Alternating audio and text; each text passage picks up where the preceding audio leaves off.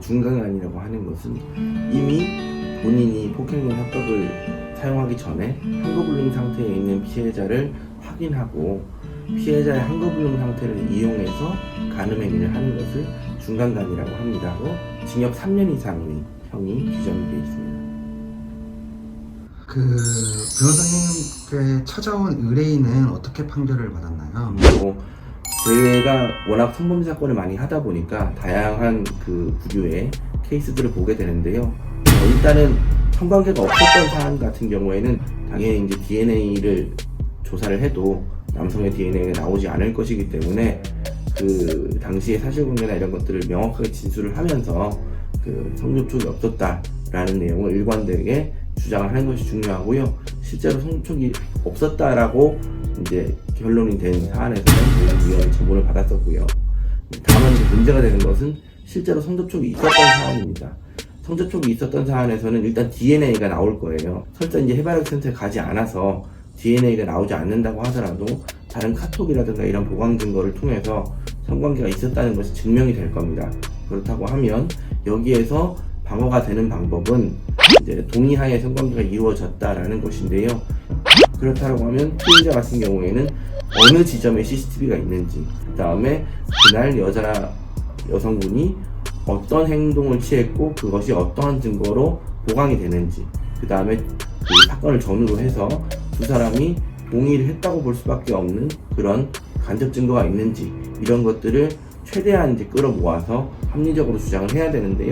실제로 사건 중에서는 동의하에 이루어졌거나 내지는 묵시적으로라도 동의했다고 볼 수 있는데 여자분께서 이제 술에 취했다 보니까 사실은 그 심신 상실 정도에는 이르지 않았음에도 불구하고 막상 잠에서 일어나 보니 이건 잘못됐는데 라고 해서 신고를 하시는 분들도 많아요.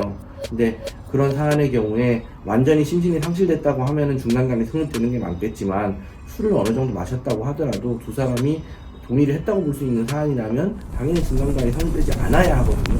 근데 이럴 때 제대로 대비를 하지 못하면 실제로는 동의하에 이루어진 성관계임에도 불구하고 중간간으로 처벌을 받게 되는 경우가 있고요. 실제로 유죄 판결이 나오는 사안에서는 강간 내지 중간간의 경우에는 합의를 하면 피해자의 처벌 불원이 있으면 집행유예가 나오는 것이 일반적이고요. 피해자의 처벌 불원이 없으면 거의 실형이 정도 되는 추세입니다. 일단 중간간 같은 경우에는 그 본인이 스스로 대비를 하는 것이 매우 힘들어요.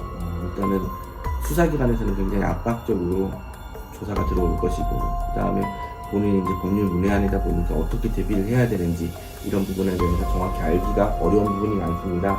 그리고 인터넷에 떠돌아다니는 그런 글들은 아무래도 여러 사건들의 케이스가 다양하게 있는 것이기 때문에 내 사건에서 어떻게 대응해야 될지는 그 본인이 스스로 판단하기가 어렵고요. 그 다음에 성범죄일수록 초동에 내 입장을 어떻게 정해야 되는지가 매우 중요합니다. 그래서 그런 부분들을 차질 없이 수행을 하기 위해서는 일단 사건이 벌어지자마자 최대한 빠른 시간 내에 변호사와 상담을 하시고 고소장을 열람하시고, 그리고 그 고소장 내용을 토대로 잘못된 내용이 있는지 없는지 확인한 다음에 어떻게 대응할 것인지에 대한 그런 대응 방법을 찾아야 되는 것이고요. 설사 자기가 객관적으로 봤을 때 중간간 행위가 인정되는 경우이더라도 그의 당사자가 행사하는 것은 매우 위험하거나 어렵기 때문에 빠른 시간 내에 합의를 하거나 용서를 구하기 위해서는 본인의 변호인을 선임하시는 게 중요할 것 같습니다.